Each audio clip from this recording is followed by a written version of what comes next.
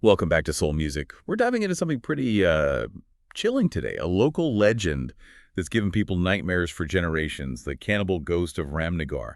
We've got some seriously creepy accounts going back decades, and we're going to break them down, see where they came from, and try to understand why this terrifying figure still haunts people's minds. We'll explore the origins, the supposed appearances, and the impact this legend has on the whole community.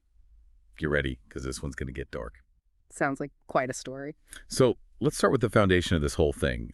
This guy from way back in the 1860s, Baba Kalinath. What can you tell us about how this whole terrifying story got started? Well, what's really striking is how the legend seems to be rooted in a real historical event, the Great Famine of the 1860s.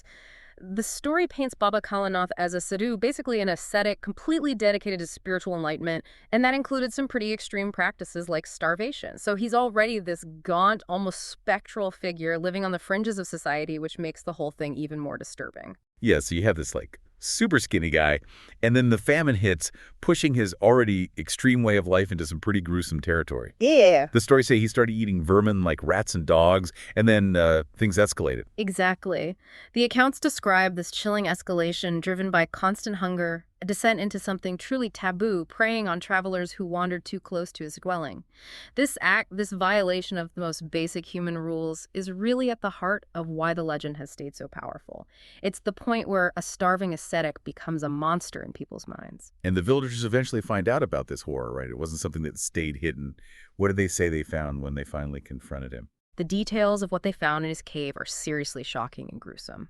There were bones arranged in mandala patterns, which is especially disturbing. Mandalas are these sacred geometric designs in Hindu and Buddhist traditions representing the universe. So to see bones arranged like that is a twisted, grotesque perversion. And then there was a blood-stained Bhagavad Gita lying near a rotting human hand. The sacred text right next to such a profane image, it's incredibly powerful and disturbing. It's a picture of complete desecration, like you said. Mm-hmm. So it's not surprising that the villagers reacted in such an extreme way. Burning the body, salting the earth, those are actions that tell you how deeply afraid they were of something truly evil taking root and coming back. It's almost like a ritual to make it final. Absolutely. It shows a deep fear and a desperate need to get rid of this darkness completely. Salting the earth is especially telling. It was a symbolic way of making the land barren, stopping anything from growing there again. It emphasizes their determination to make sure Baba Kalinath's horror never happened again. It's interesting how these actions to purify and erase the area show a deep anxiety about evil lingering and returning. It speaks to this universal human need to definitively close the door on traumatic events, even if it's only symbolic. But as the original accounts warn, their prayer for him to stay gone wasn't answered. This brings us to the more recent echoes of this legend, starting with the disappearance of Harriet in 1987. Now we're moving from historical lore to something that seems to be casting a shadow over the community, even in the present day. This is where the legend gets this chilling modern relevance. Hari's disappearance near the old banyan tree is the first modern instance where the Baba Kalinath story comes up again with terrifying implications. His wife's account of seeing him is really disturbing, this gaunt figure in the moonlight doing something unspeakable. The detail about him chewing something black and dripping adds a truly visceral and unsettling element to the whole thing. And then there's that really strange and specific clue. They found his boot filled with raw goat meat. It's not just that he vanished. There's this gruesome calling card left behind. What do you think about that? What's fascinating is how this one bizarre detail immediately made the community think of the legend. The village priest saying, "Baba is hungry again," shows that there was a pre-existing belief, a cultural memory, that the horrors of the 1860s weren't really over. It speaks to how powerful these stories can be across generations. And this leads to the tradition of leaving offerings at the banyan tree every full moon. It's a very real and ongoing way that they show their fear and try to appease this entity. The offerings themselves: rice, slaughtered chickens, mahu liquor. It's almost like a desperate ongoing negotiation with the supernatural. Exactly. It's a ritual born out of fear, a practical attempt to calm what they see as a constant and dangerous hunger. The different offerings suggest that the community has tried various things, maybe over time, trying to find what might satisfy or at least hold off the entity. It highlights how the community actively keeps this legend alive through their actions. And the supposed consequences of not participating are equally creepy.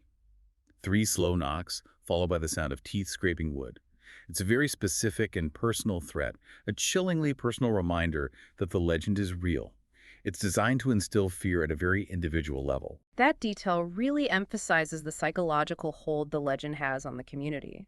It's not just some far-off story. It's a lived fear with tangible, even if supernatural consequences. The specific sounds, the slow, deliberate knocks, and the scraping create a sense of dread and anticipation, making people feel like the entity is always there, lurking just out of sight. Then there's the story of the German backpackers in 2012 who supposedly dismissed these warnings as just superstition. This is a classic horror trope, isn't it? Outsiders who scoff at local lore and then come face to face with its terrifying reality. What do you think it is about this outsiders ignoring warnings thing that's so common in these legends? It's like a universal warning, isn't it? The backpackers become this cautionary tale.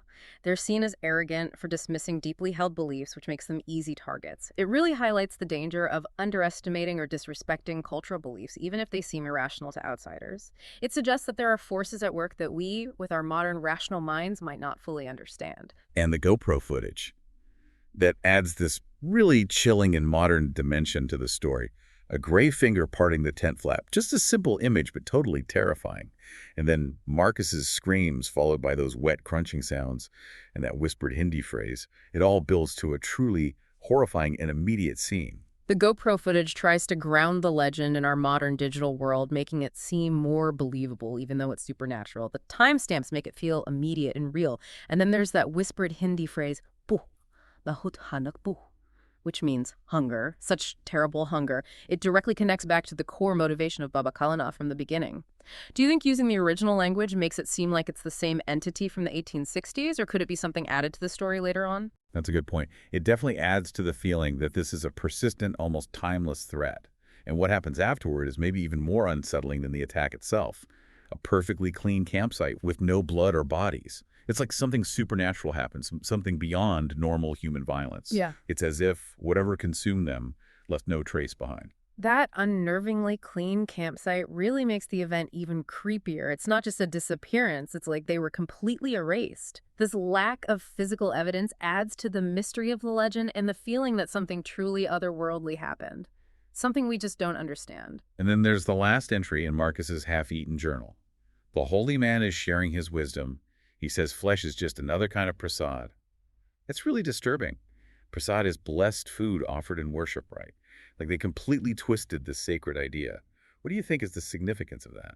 It's deeply unsettling, isn't it? It makes you think that maybe Marcus completely broke down mentally in his last moments, or even worse, that the entity somehow twisted his mind. The idea of human flesh being compared to prasad emphasizes how utterly depraved Baba Kalinath is in this legend. It's a chilling suggestion of corrupted spirituality. We also hear from Dadi Ma, the village elder, who's brave enough to talk about Baba after dark. Her perspective adds another layer to the legend, suggesting that it's not just about hunger for flesh, but also a hunger for devotion. That's an interesting twist, isn't it? Dadi Ma's account gives us this crucial insight into the community's complex, maybe even contradictory relationship with the legend. It's not purely terror. There's also an element of trying to appease him, a belief that offerings can bring blessings. It suggests that they see the entity in a more nuanced way, maybe even a sense of twisted reciprocity. You give something and maybe you get something in return. Her claim about blessings for offerings and the terrible things that happen to those who mock him paints a picture of this malevolent entity that demands a certain kind of fearful respect, or at least fearful obedience. And the way he supposedly attacks those who don't believe, slipping silently into homes and going after sleeping children, that really taps into a primal and universal fear. Attacking children is a common theme in folklore and horror across cultures, isn't it? It represents vulnerability and the loss of innocence, which just increases the sense of terror. It really emphasizes how malicious the ghost is in Dadi Ma's story, playing on our deepest instincts to protect. In her own encounter in 1998, where she supposedly fought off the ghost with a sickle dipped in pig's blood, is a pretty gruesome and specific detail. The idea that unclean meat repels him adds another interesting element to the lore. Yeah. The pig's blood being a deterrent introduces this element of vulnerability to an otherwise seemingly unstoppable entity. It gives them a potential, albeit very specific and maybe desperate way to defend themselves.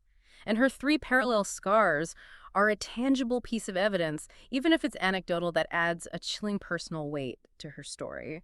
Finally, we have the encounter with the YouTube ghost hunters in 2023. This brings the ancient legend right into the world of social media and paranormal investigation. The things they supposedly captured on their live stream are especially sensational and definitely aimed at a modern audience. The ghost hunter's experience tries to bridge the gap between folklore and the need for proof in our modern world. They're using technology to try to get definitive proof of the legend. The image of a skeletal figure crouching in a tree licking its lips is a direct and disturbing manifestation of Baba Kalinath from the old stories now seen through a modern lens. And then their guide vomiting human fingernails. Yikes, that's a truly shocking detail. What do you think that means? It's meant to disgust and horrify people right away. The incident with the guide is like a brutal and immediate consequence of trying to investigate the legend. It suggests that this isn't just a story, but a dangerous reality, and the human fingernails are especially disturbing and unexplained, hinting at a direct and horrifying interaction with the entity. The feed cutting to static, and then that single clear frame of Baba Kalinath smiling with filed teeth right at the camera. That's a classic jump scare, but it's also really unsettling. It's like the entity knows they're trying to film it and is mocking them, breaking that fourth wall in a really creepy way. That final image of Baba Kalinath smiling at the camera definitely breaks that sense of distance, pulling the audience right into the terror. And the filed teeth make him seem primal and predatory, really, driving home his cannibalistic nature and leaving this lasting, disturbing image. And the state the team was in when they were found alive, but completely changed, refusing to eat anything but raw meat and whispering about the feast beyond death. That's maybe the most disturbing outcome of all. It suggests a total mental and maybe even physical transformation, like they've been brainwashed or possessed by the very thing they were looking for. Their transformation into people craving raw meat and talking about a feast beyond death implies a truly profound and disturbing encounter. It makes you wonder if they were somehow assimilated or corrupted by the entity they were trying to investigate. It leaves us with this lingering and unsettling feeling about the true nature and power of this legend. So what does it all come down to? What is it about this specific legend that's not only lasted for so long, but continues to capture the imagination and maybe even the very real fear of this community? Well, if we try to connect it to a broader understanding, the legend of the cannibal ghost of Ramnagar probably taps into several very basic and universal human fears. The fear of starvation, the fear of the unknown in the wilderness beyond our control, and the basic terror of being eaten by something else. Baba Kalinath, going from this religious ascetic dedicated to spirituality to a cannibalistic monster, represents this scary perversion of the sacred, a descent into pure evil.